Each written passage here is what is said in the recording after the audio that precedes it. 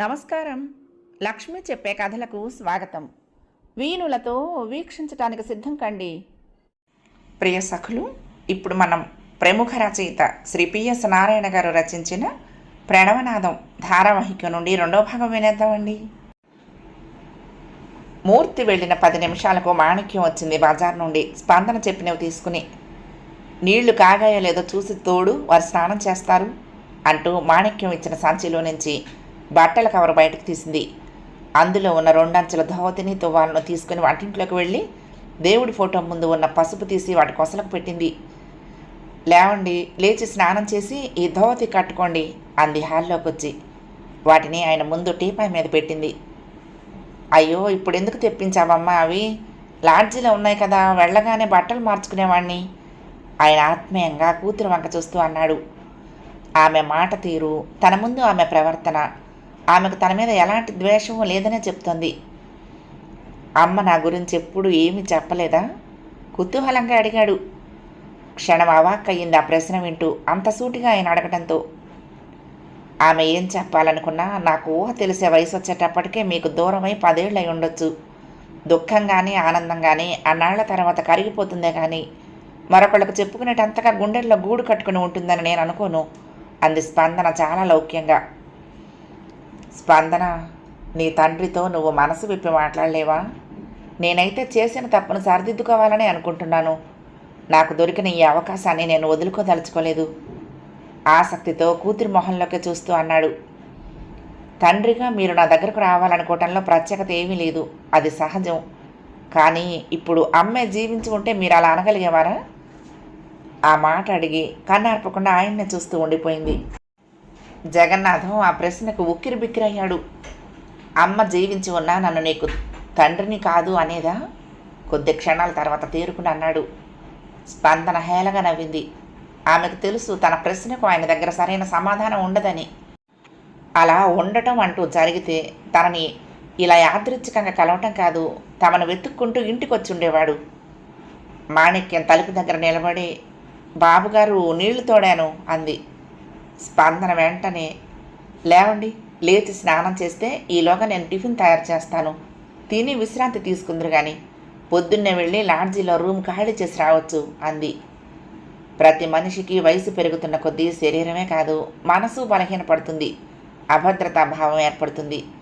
అందున ముందు ముందు లేవలేని స్థితిలో తమను ఆదుకునేటందుకు కన్నవారు లేరు అనుకున్నప్పుడు మరింత భయం వేస్తుంది.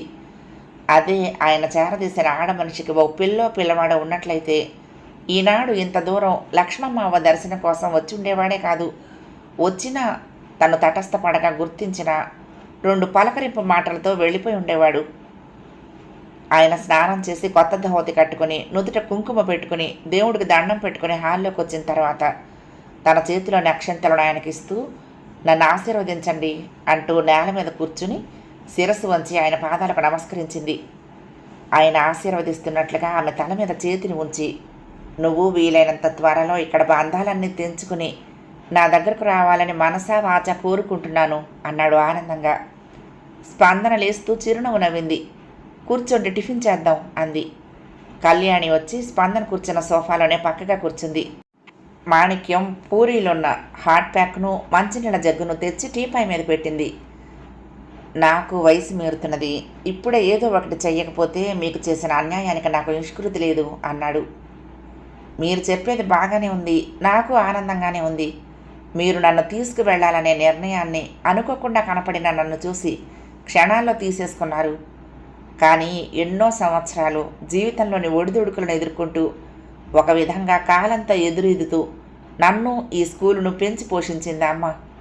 అటువంటి ఆమె కష్టంతో రూపుదిద్దుకున్న ఈ ఫలాలను, ఆమె ఆశయాలని మీలాగానే నేను క్షణాల్లో నిర్ణయాలు తీసుకుని నిర్లక్ష్యం చేసి అమ్మకు అన్యాయం చేయగలనా? అసలు అది భావ్యమా నాకు? అసహనంగా అంది స్పందన. అలాంటి ఊహకే ఆమె గుండె బరువెక్కుతున్నది. నేను ఇప్పుడే రమ్మనమంటం లేదు, త్వరలోనే అంటున్నాను అన్నాడు జగన్నాథం. నేను మీకు ఈనాడు కనపడకపోయినట్లయితే అసలు మీకు ఈ కోరికే కలిగేది కాదు. కానీ రోజు నేను చూసే 300 మంది పిల్లల్ని వదిలిపెట్టి రావాలి, అది గుర్తుంచుకోండి. నాకు నువ్వు ఒక్కదానివే కావాల్సిన దానివి. కానీ నీ 300 మంది పిల్లలకు చాలామంది కావలసిన వాళ్ళు వాళ్ళ ఇళ్లలో ఉన్నారు. ఇక విద్యాలయంలోనూ నీ స్థానంలో కాలు పెట్టిన వాళ్లే వాళ్ళ బాగోగులు చూస్తారు. వాళ్ళంతా నీ బిడ్డలు కాదు. 2 నెలల క్రితం వరకు మీ అమ్మ చూసింది వాళ్ళను. ఇప్పుడు నువ్వు చూస్తున్నావు. రేపు నీలాగానే ఇంకొకరు చూస్తారు. అదొక వ్యవస్థ, దానికి అంతం లేదు. కానీ మనుషులకు అంతం ఉంది. పరాయి అమ్మల కన్న పిల్లల కోసం నీ జీవితాన్ని మోడు చేసుకోవలసిన అవసరం లేదు. వచ్చిన అవకాశాన్ని ఎప్పుడూ జార విడుచుకోకూడదు.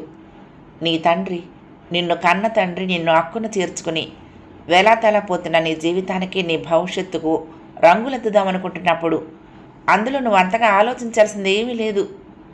స్పష్టంగా తన మనసులోని మాటను ఆయన కూతురికి చెప్పాడు. మనుషులు అంతరించిపోవచ్చు, కానీ విలువలు, మమతలు శాశ్వతంగా ఉంటాయి కదా. అమ్మ నాకు కొన్ని స్పష్టమైన మార్గాలు ఏర్పరిచింది. వాటి మీద నేను ఎలా నడవాలో నేర్పింది. అలవాటు పడ్డ ఆ దారి మారాలి అంటే ఎంతగానో ఆలోచించాల్సి ఉంటుంది అంది. అది మంచి లక్షణమేనమ్మా, కాదనను. తండ్రి మాత్రం తన రక్తం పంచుకు పుట్టిన కూతుర్ని తప్పుదారిలోకి తీసుకువెళ్తాడని ఎందుకు అనుకోవాలి?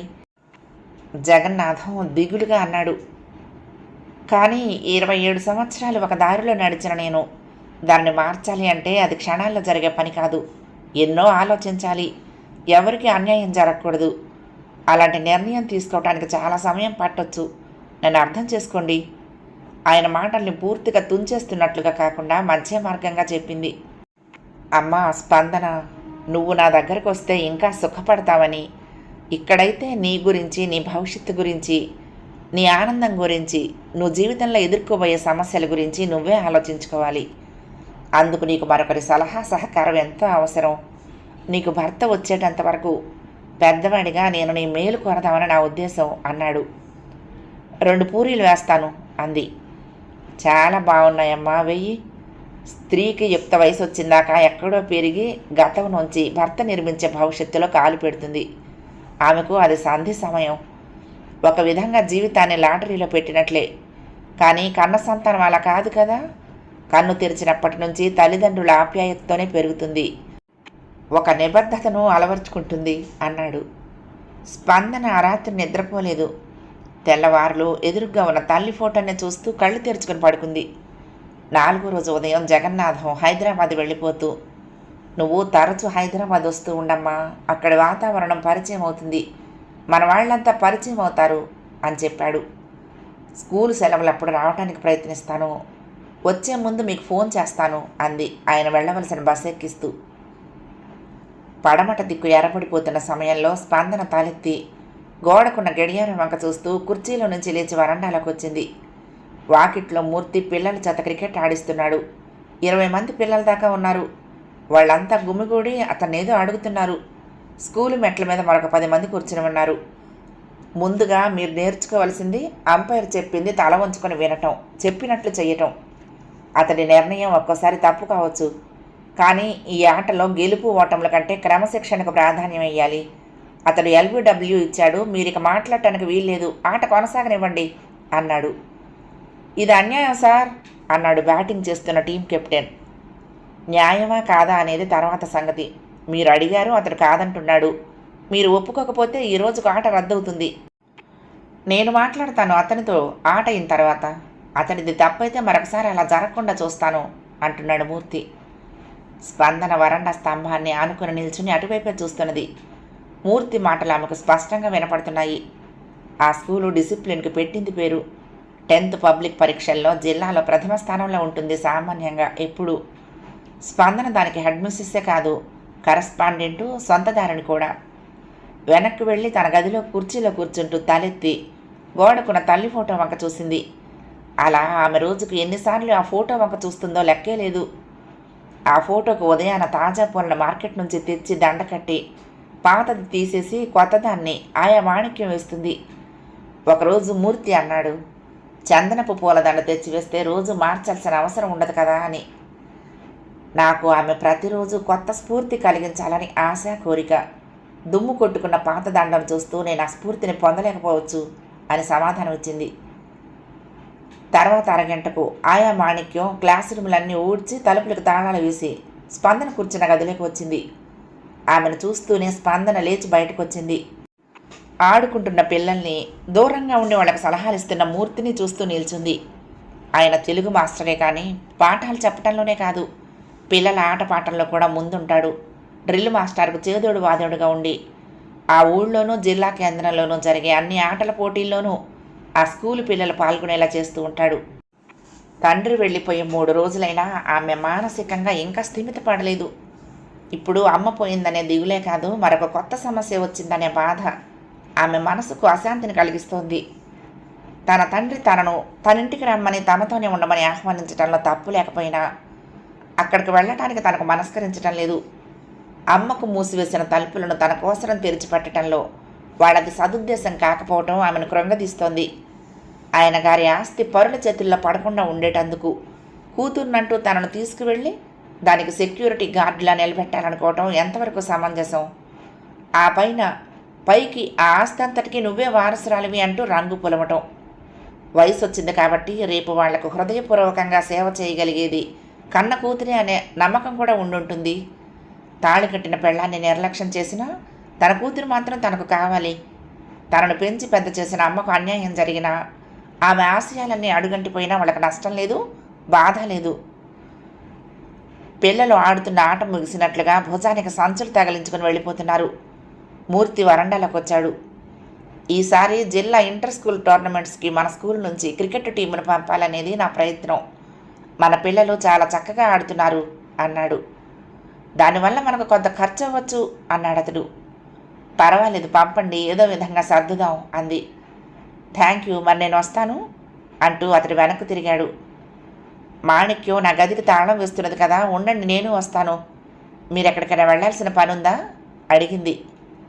అమ్మను డాక్టర్ దగ్గరికి తీసుకువెళ్ళటం ఒక్కటే నా పని అన్నాడు చిన్నగా నవ్వి. నా మనసేమీ బాగోలేదు, మా ఇంట్లో 10 నిమిషాలు కూర్చుని టీ తాగి వెళ్దురు గాని అంటూ మెట్లు దిగింది. ఆ స్కూల్లో స్పందన అంటే పిల్లలకే కాదు, అక్కడ పనిచేసే టీచర్లకు భయము భక్తి ఉన్నాయి. 2 నెలల క్రితం వరకు ఆమె తల్లి చూసేది ఆ స్కూలు వ్యవహారాలన్నీ. బిఈడి చదివిన తను సాయం చేస్తూ ఉండేది. అమ్మ పోయిన తర్వాత తనే అన్నీ చూసుకోవలసి వచ్చింది. ఆఫీస్ పనుల్లోనూ ఏమైనా సమస్యలు వచ్చినప్పుడు మూర్తి సలహా సహాయం తీసుకుంటూ ఉంటుంది. మూర్తి తండ్రి తన తాతయ్యకు తెలిసినవాడు. అమ్మ ఈ ఊరు వచ్చినప్పటి నుంచి ఆ కుటుంబంతో ఆమెకు సన్నిహిత సంబంధాలున్నాయి. మూర్తి తెలుగు పండిట్ కోర్సు చేసిన తర్వాత ఇదే స్కూల్లో అమ్మ ప్రోద్బలంతోనే చేరాడు. మాణిక్యం ఆమె గదికి తాళం వేసి బయటకొచ్చి వాళ్ళు గేటు దాటగానే దానికి కూడా తాళం వేసింది. ముగ్గురు ఆ కాంపౌండ్ వాళ్ళకు ఆనుకుని ఉన్న ఆమె ఇంట్లో కాలు పెట్టారు. ఇది అమ్మ శ్రమకు ఫలించిన విద్యాలయం కాదు, దేవాలయం. అందుకే అమ్మ జ్ఞాపకార్థం మన స్కూల్ ఆవరణలోనే ఒక పెద్ద గదిని నిర్మించి ధ్యాన మందిరంగా చేయాలని నా తపన అంది స్పందన ఇంటి మెట్లెక్కుతూ. వరండాలో కళ్యాణి కూర్చుని తెల్లని సిల్కు గుడ్డను ఫ్రేములో బిగించి రంగు దారాలతో పూలు కుడుతోంది. ఫోన్ మీద ఉన్నది మాస్తే మరొకటి లేదని బహు తాపత్రయపడుతున్నది అంది నవ్వుతూ కళ్యాణి వంక చూస్తూ స్పందన. ఇద్దరు లోపలికి వెళ్ళి సోఫాలో కూర్చున్నారు. మాణిక్యం వంటింట్లోకి వెళ్ళింది టీ పెట్టేటందుకు. ఈ మధ్య నాకు అలాంటి ఆలోచన ఒకటి వచ్చింది, మూర్తి ఉత్సాహంగా ఆమె వంక చూస్తూ అన్నాడు. మీ అమ్మగారి పేరు మీద ప్రతి సంవత్సరం ఎండాకాలం సెలవుల్లో పిల్లలకు ఒక క్యాంపు నడుపుదామని. 15 రోజులు పిల్లలు పూర్తిగా ఇక్కడ ఉండేలా. భగవద్ధ్యానం, యోగానే కాకుండా అమ్మకు ఎంతో ఇష్టమైన క్రమశిక్షణను వాళ్ళకు అలవాటు చేయాలనేదే నా ఉద్దేశం. వాళ్లల్లోని వాళ్ళకిష్టమైన విషయాలలో ఉత్సాహాన్ని, ప్రజ్ఞను వెలికితీసి ప్రోత్సహించాలని అన్నాడు. మంచి ఆలోచన, ఇప్పటికే ఆలస్యమైంది అంది. నాలో ఈ విషయం కొద్ది కాలంగా రూపుదాల్చుకుంటున్నా తాత్సారం చేయటానికి కారణం అది డబ్బుతో కూడిన పని అవ్వటమే సమాధానం ఇచ్చాడు. ఎంత కావాల్సి వస్తుందని మీ అంచనా అడిగింది. సెలవుల్లో ఏర్పాటు చేస్తాం కాబట్టి వసతికి ఇబ్బంది లేదు. ఆహారం, ఉపాహారం విషయంలోనే ఖర్చు పెట్టాలి.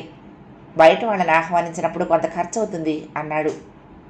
అందుకుగాను వాళ్ళకు అందుబాటులో ఉండేలా మనం ఫీజు నిర్ణయించవచ్చు కదా అంది. నిర్ణయించవచ్చు, కానీ మన దగ్గర తెలివిగల పేద విద్యార్థులు ఉన్నారు. వాళ్ళను వదిలేయటం నాకు ఇష్టం లేదు. కనీసం క్యాంపుకి 50 మందినైనా ఎన్నుకోవాలి. స్పందన ఒక్క క్షణం ఆలోచిస్తున్నట్లుగా ఆగింది. ముందు మీరు పూర్తి కార్యక్రమాన్ని తయారు చేయండి, ఖర్చులు కూడా అంచనా వేయండి, చూద్దాం. అమ్ముంది, అవ్వుంది, వాళ్ళ మీద భారం వేద్దాం. మన స్కూల్ అంటే అభిమానం ఉన్నవాళ్ళు చాలామంది ఉన్నారు. వాళ్ళు ఏమైనా సాయం చేయగలరేమో ప్రయత్నిద్దాము. అప్పటికీ తక్కువ పడితే మీకు తెలియనిదేముంది? అమ్మ ప్రతి నెల ఆదాయం నుంచి అనుకోని అవసరాలకు కాను కొంత నిధిని తయారు చేసింది కదా, మనము అమలు పరుస్తున్నాం దాన్ని. అందులో నుంచి తీసి వాడదాం చెప్పింది. మూర్తి తృప్తిగా ఆమె వంక చూశాడు. మనం ఒకసారి ప్రయత్నిస్తేనే కానీ దాని కష్ట నష్టాలు మనకు అర్థం కావు. ముందు ముందు సంవత్సరాలకి ఇవి ఉపయోగపడతాయి. అది సరే, మరి స్కూల్ స్థాయి క్రికెట్ పోటీలకు టీమును తయారు చేస్తున్నారు కదా, అది ఎండాకాలమే అవుతుందేమో అంది స్పందన. రెండూ ఒక్కసారే కాకుండా చూడాలి. ఈసారి కర్నూలు వెళ్ళినప్పుడు ఆ విషయం విచారిస్తాను అన్నాడు. ఫోను గణగణ మోగుతూ ఉంటే స్పందన లేచి ఫోన్ ఎత్తి, హలో, నేను స్పందనని మాట్లాడుతున్నాను అంది. నేనమ్మా, నాన్నను. చెప్పండి. మీ పిన్ని నిన్ను చూడాలని చాలా ఆతృత పడుతున్నది. రేపు రాత్రికి బయలుదేరి అక్కడికి వస్తున్నది. అది చెప్దామనే ఫోన్ చేస్తున్నాను. తెల్లవారుజామున 5:30కి వస్తుందట బస్సు అక్కడికి. స్కూల్ దగ్గర దిగమని చెప్పాను. నువ్వు కానీ మాణిక్యం కానీ బస్సు దగ్గరికి రండి అన్నాడు జగన్నాథం. అలాగేనండి. స్పందన చికాగ్గా వెనక్కు తిరిగి వచ్చి సోఫాలో కూర్చుంటూ, నాకు అర్థం కానిది ఒక్కటే, ఆమె నాకు పిన్ని ఎలా అవుతుంది అంది. ఆమె ఎవరి గురించి మాట్లాడుతున్నదో మూర్తికి అర్థం కాలేదు. అదే అడిగాడు. ఎవరు ఫోన్ చేసింది? మా నాన్న. అర్థమైంది మూర్తికి. ఓ, ఆయన భార్య గురించే కదా మీరు మాట్లాడుతున్నది? మరి మీ నాన్నగారి రెండో భార్య మీకు పిన్ని కాదా? మా అమ్మ చచ్చిపోవటం వలన పెళ్లి చేసుకుంటే ఆమె నాకు పిన్ని అవుతుంది. మా అమ్మ బ్రతికుండగానే ఆమెకు విడాకులు ఇవ్వకుండా ఓ ఆడ మనిషిని ఆయన చేరదీస్తే ఆమె నాకు పిన్ని ఎలా అవుతుంది? ఏహ్యంగా మొహం పెట్టంది. ఆమె కళ్ళల్లో ఎర్రటి జీరలు ఏర్పడుతున్నాయి.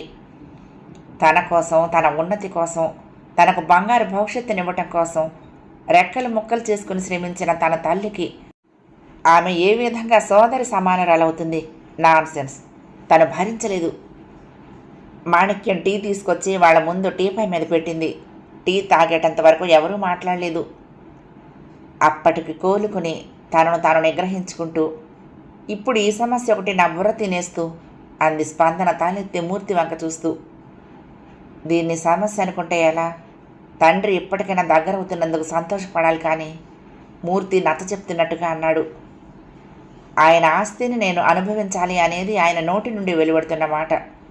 కానీ ఆ ఆస్తిని నేను జాగ్రత్తగా కాపలా కాయాలనేది ఆయన గుండెల్లో గూడు కట్టుకున్న నిజం. అదీగాక ఈ ఎర్రతో వయసు మీరిన తమకు నేను సేవ చేయాలనేది మనసులోని మరొక కోరిక అంది. తప్పే ఉంది. ప్రతి మనిషి కోరుకునేది అదే. మీరు ప్రశాంతంగా ఆలోచించండి, మీకే అర్థమవుతుంది అన్నాడు మూర్తి. ఇన్ని సంవత్సరాలుగా మేము కనపడలేదు. మేము తింటున్నామో పస్తులుంటున్నామో ఆయనకు పట్టలేదు. మేము చచ్చామో బ్రతికున్నామో కూడా తెలుసుకోవాలని ఆయన ప్రయత్నించలేదు. ఇప్పుడు ఆయన ఆస్తి మీద డేగలు వాలుతూ ఉంటే వాటి నుండి రక్షణ కోసం నన్ను అడ్డు నిలబెట్టుకోవాలనుకోవటం కన్న తండ్రిగా ఆయనకు న్యాయమా? ఆమెకు ఆవేశం వస్తున్నది. ఆయన ఉద్దేశాలు కళ్ల ముందు స్పష్టంగా కనపడుతూ ఉండగా మూర్తి అనునయంగా అన్నాడు. అమ్మ ఎప్పుడూ దేనికి ఇలా ఉద్రేకపడేది కాదు, ఆవేశపడేది కాదు. చాలా నెమ్మదిగా ఆలోచించేది. సరైన సమయంలో సరైన నిర్ణయం తీసుకునేది. ఆమెతో నాకున్న పరిచయంలో నేను అర్థం చేసుకున్నది అది. అనునయంగా అన్నాడు. నేనింకా మా అమ్మ స్థితికి చేరుకోలేదు. అమాయకంగా మూర్తి వంక చూస్తూ బేలగా అంది. తెల్లవారుజామున సరిగ్గా 5:30 గంటలకు అలారం మోగింది. అప్పటికే మాణిక్యం లేచి వాకిలి ఊడుస్తున్నది. స్పందన వరండాలో కుర్చీ వేసుకుని స్కూలు ముందు రోడ్డు వంకే చూస్తూ కూర్చుంది. హైదరాబాద్ నుండి వచ్చే బస్సు ఏ క్షణానైనా రావచ్చు. ఆయన గారు వచ్చి వెళ్ళి ఇంకా 3 రోజులు కాలేదు. ఈవిడగారు ఇంత హడావుడిగా ఇప్పుడెందుకు వస్తున్నదో? తనను హైదరాబాద్ తమింటికి శాశ్వతంగా వచ్చేయమని ఒత్తిడి చేయడానికి కాదు కదా. మనస్సును అలాంటి ఆలోచనలు కలవరపరుస్తున్నాయి. 10 నిమిషాల్లోనే బస్సు రావటం గమనించి లేచి చెప్పులేసుకుని మెట్లు దిగి బయటకు వచ్చింది. నేను రానా అమ్మా అడిగింది మాణిక్యం. అక్కర్లేదులే, నీ పని కానిచ్చేసి అంటూ గేటు దాటి వడివడిగా స్కూలు వైపుకు నడిచింది. అక్కడ ఆగిన బస్సులో నుంచి ఓ లావుపాటి ఆవిడ దిగింది. పట్టుచీర కట్టుకుంది. జుట్టును చుట్ట చుట్టి ముడి వేసుకొని కనకాంబరాలు పెట్టుకుంది. పెద్ద బొట్టు, ఎర్రటి మనిషి, హుందాగా ఉంది. ఆమెతోనే ఓ యువకుడు దిగాడు. సన్నగా పొడుగ్గా ఉన్నాడు. కళ్ళజోడు, జీన్స్ ప్యాంటు మీద చారల చొక్కాను లోపలికి వేసుకున్నాడు. వాళ్ళిద్దరే దిగటంతో ఆమెను గుర్తించడానికి పెద్ద ఇబ్బంది పడలేదు స్పందన. నమస్కారం అండి, నేను స్పందనని అంది ఎదురుగా వెళ్ళి. ఆమె నవ్వి స్పందన చేయి పట్టుకుంటూ, నువ్వే వచ్చావా అమ్మా అంది ఆప్యాయంగా. ఆమె చేతిలోని సంచిని అందుకుంది స్పందన. వీడు నా తమ్ముడు ప్రతాప్. బీకామ్ చదివి వాళ్ళ బావగారికి వ్యాపారంలో సాయంగా ఉంటున్నాడు. మా అమ్మాయిని చూడటానికి నేను వెళ్తున్నానరా అంటే, పదక్క నేను వస్తాను, ఒంటరిగా అంత దూరం నువ్వు మాత్రం రాత్రి ప్రయాణం ఎలా చేస్తావు అంటూ బయలుదేరాడు. పిచ్చి వెధవకు నేనంటే చెప్పలేనంత ప్రేమ అంది మురిపెంగా తమ్ముడి వెనక చూస్తూ. ముగ్గురు ఇంట్లోకి వచ్చారు. మాణిక్యం సంచిని అందుకుని లోపల పెట్టింది. లోపలికి వస్తూనే ప్రతాప్ సెల్ బయటకు తీసి బావగారికి ఫోన్ చేశాడు, కులాసాగా చేరినట్లు. వాళ్ళు ముఖాలు కడుక్కునేటప్పటికి పాలు రావడంతో కాఫీ కలుపుతూ ఉంటే ఆమె చొరవగా వంటింట్లోకి వచ్చి, మాకు కాఫీలు అలవాట్లేదమ్మా, బోర్నిమిటా ఉంటే కలుపు, లేదా ఒట్టిపాలు తాగుతాము అంది. బోర్నిమిటా ఉందిలేండి, మా కళ్యాణి అదే తాగుతుంది అంటూ తనకొక్కదానికే కాఫీ కలుపుకొని వాళ్ళిద్దరికీ బోర్నిమిటా కల్పించింది. అమ్మ స్పందన, నువ్వు కనపడటంతో మీ నాన్న ఎంత ఆనందంగా ఉన్నారో తెలుసా? ఏదో నిధి దొరికినంత సంతోషంతో మమ్మల్ని నిలవనిస్తేనా? సరే, ఆయన అంతగా ఆనందపడుతున్నప్పుడు ఆయన అర్ధాంగిగా నేను మాత్రం ఎందుకు ఆనందించకూడదు అనుకుంటూ వెంటనే బయలుదేరాను అంది గలగల నవ్వుతూ. కళ్యాణి వీళ్ళ హడావుడికి లేస్తూనే ముఖం కడుక్కునేటందుకు చంకన కర్ర వేసుకుని హాల్లో నుంచి బాత్రూమ్ వైపుకు వెళ్ళింది. ఆ అమ్మాయిని చూస్తూనే, అమ్మా కళ్యాణి సంగతి కూడా చెప్పారమ్మా మీ నాన్న. విధి చేతిలో ఒక్కొక్కసారి ఎంతటి వాళ్ళైనా ఇలా అనాథలవ్వవలసిందే. పైన దేవుడున్నాడు కాబట్టి ఆ అమ్మాయి మీ అండను చేరింది. చక్కటి పిల్ల, మంచి తెలివి కలదు కదా. కానీ అవిటితనాన్ని అందము తెలివి కప్పిపుచ్చలేవు కదా. పెళ్లి చేయాలన్నా కూడా కాస్త కూస్తో ఏదైనా లోపం ఉన్నవాడు కానీ దొరకడు అంది జాలిగా చిన్నగా రహస్యం చెబుతున్నట్లుగా. చిరాగ్గా మొహం తిప్పుకుంది స్పందన ఆమె మాటలకు. అప్పటికే 6:30 అయింది. తన పనులు ఇప్పుడు మొదలు పెడితేనే కానీ స్కూల్ టైంకి అందుకోలేదు. వాళ్ళ రాకతో తను ఈరోజు ధ్యానంలో కూర్చోగలుగుతుందో లేదో, కూర్చున్న మనసు నిలకడగా ఉంటుందా అన్నది సందేహమే. మీరు పడుకుంటానంటే ఆ గదిలో మంచాలున్నాయి, తెల్లవారులు బస్సులో కూర్చుని వచ్చారు కదా, కాసేపు విశ్రాంతి తీసుకోండి అంది స్పందన. నాకు స్కూల్ టైం అవుతున్నది అంది. స్కూల్ నీదే కదా, నీకు టైం ఏంటి? ఇవాటికి ఇంట్లో ఉండరాదు? మేము రాత్రికి వెళ్ళిపోవాలి. మేము లేకపోతే మీ నాన్నకు ఒక్క క్షణం గడవదు. ప్రతిదీ ఇంట్లో అయితే నేనే చూడాలి, వ్యాపారంలో అయితే మా తమ్ముడు ఉండాలి అందామె. పక్కనే కదా స్కూలు, అటు ఇటు తిరుగుతూ ఉంటానులేండి. స్కూల్ తెరిచిన తర్వాత మాణిక్యం ఇంటికి వచ్చి ఉంటుంది, మీకు ఇబ్బంది లేకుండా కావలసినవి ఇస్తూ ఉంటుంది. స్పందన ఇక మాటలు పెంచకుండా మరో గదిలోకి వెళ్ళిపోయింది. వసుంధర లేచి గదిలో 4 వైపులా అన్నీ చూస్తూ తృప్తిగా తమ్ముడి ముఖంలోకి చూసింది. ఆమె గోడ మీద ఉన్న రాజేశ్వరి ఫోటో చూస్తూనే, అమ్మ పోయిన విషయం తెలిసి నాన్న ఎంత బాధపడ్డారో తెలుసా అంటూ స్పందన ఉన్న గదిలోకి వెళ్ళింది. కనీసం నాకు మాట మాత్రంగానైనా తెలియపరచలేదు. మేము తగువులాడుకోలేదు, విడిపోలేదు, మాట పట్టింపు వచ్చి దూరమైనాము. అంత మాత్రాన చివరి చూపు లేకుండా చేయాలా? ఆ సంగతి తెలిసినప్పటి నుండి నా ప్రాణం విలవిలలాడిపోతోంది వసుంధర అంటూ ఒకటే ఇదైపోతున్నారు అందామె. ఏం మాట్లాడాలో స్పందనకు అర్థం కాలేదు. ఆమె మాటల్లో బహుచతురత చూపిస్తున్నదా అనిపిస్తుంది. 25 ఏళ్లలో తమను ఒక్కసారైనా చూసి వెళ్లాలనే జ్ఞానమే ఆయనకు లేనప్పుడు ఈ రోజున ఆమె చనిపోయిందని తెలిసి బాధపడటం ఎందుకు? మీ అమ్మతో పెళ్ళైనప్పుడు ఏ ఇంట్లో ఉన్నారో ఇప్పుడు అదే ఇంట్లో ఉన్నాము. ఇల్లు మారేమో తెలుసుకోలేకపోయాము అనుకోవటానికి వీల్లేదు అనేదే ఆయన బాధ. నేను అప్పటికే అన్నాను, మీరు చెప్పింది నిజమే అవ్వచ్చు కానీ చిన్నపిల్లకి ఈ విషయం ఎలా తెలుస్తుంది? అప్పటికే మీ మామగారు అత్తగారు పోయారంటుంటిరి. జరిగింది ఏదో జరిగిపోయింది. పోయిన ఆమె గురించి చింతించేదానికంటే బతికున్న కన్న కూతురి సంగతి ఆలోచించండి అన్నాను. చెప్పింది వసుంధర. నా జీవితంలో నేను అమ్మ లేకుండా ఏడ్చిన మొదటి రోజు అది. ఏం చెయ్యాలో తెలియని శూన్యం నన్ను ఆవరించింది. ఆమె ఇక నాకు లేదు అనుకున్నప్పుడు ఆమె నాకు తల్లే కాదు, గురువు, దైవం, దారి చూపే వెలుగు. ఆమె మరణించింది అని తెలుసుకున్న మరుక్షణంలోనే నేను స్మృతిని కోల్పోయాను. స్పందన కళ్ళు తడుస్తూ ఉండగా అంది. ఊరుకో అమ్మా, ఊరుకో. నీకు బాధ ఉండదని కాదు, అన్నీ ఆమె అయి పెంచినప్పుడు ఎవరి పరిస్థితి అయినా అలాగే ఉంటుంది. కష్టాలు కలకాలం ఉండవు. ఆమె లేని లోటు తెలియకుండా ఇక నిన్ను నాన్న చూసుకుంటాడు. నువ్వు నీ ఒంటరితనాన్ని మర్చిపోయి నలుగురిలో ఉల్లాసంగా ఉండొచ్చు. ఆమె మాటలు వింటూ ఉంటే రోషం వచ్చింది స్పందనకు. నేను ఒంటరిదాన్ని ఎలా అవుతాను? నాకు 300 మంది పిల్లలున్నారు. వాళ్ళ తల్లిదండ్రులు తోడుగా ఉన్నారు.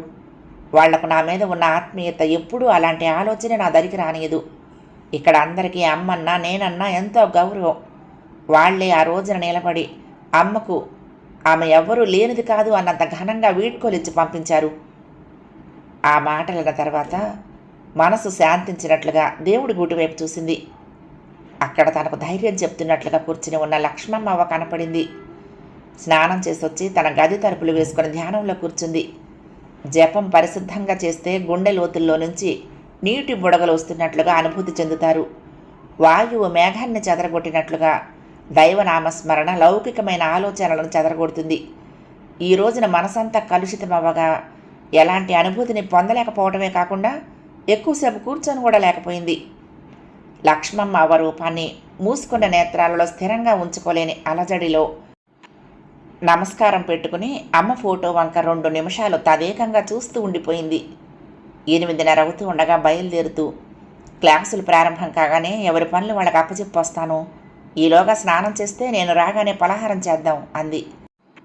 అలాగేనమ్మా అంటూనే సెల్లో ఎవరితోనో పెద్దగా నవ్వుతూ మాట్లాడుతున్న తమ్ముడి వంక చూస్తూ, ఇక్కడ కూర్చుని ఏం చేస్తావురా గోళ్ళు గిల్లుకుంటూ, అమ్మాయితో వెళ్ళి స్కూల్ చూసిరా అంది వసుంధర.